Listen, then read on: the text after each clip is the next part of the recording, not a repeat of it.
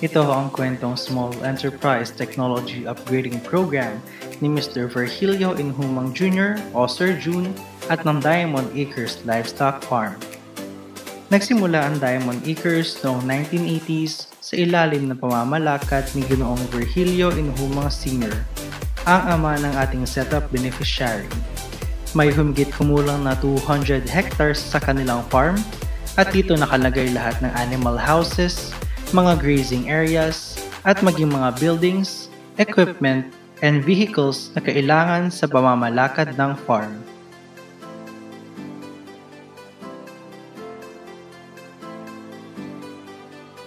Nag-avail si Sir June ng assistance ng DOST na setup through PSTO Ifugao noong 2022.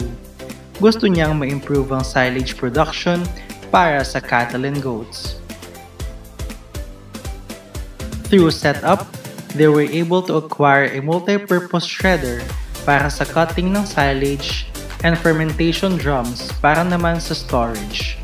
Bukod sa mas mabilis na production gamit ng shredder, mas maayos na din ang kanilang pag-store ng silage gamit ang mga bagong drums.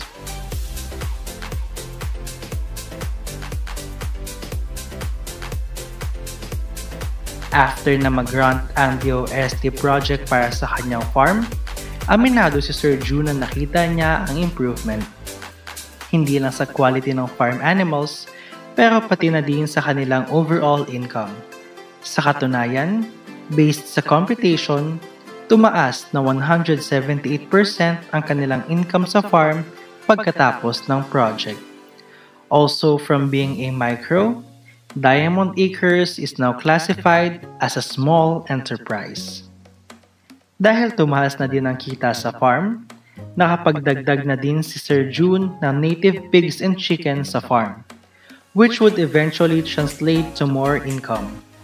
At habang patuloy na lumalago ang Diamond Acres, patuloy din silang tumutulong sa mga kababayan na naghahanap ng mapagkakakitaan through farm employment. Halimbawa na lang mula 3, mayroon na silang 4 na regular employees and around 30 people na employed as contract workers.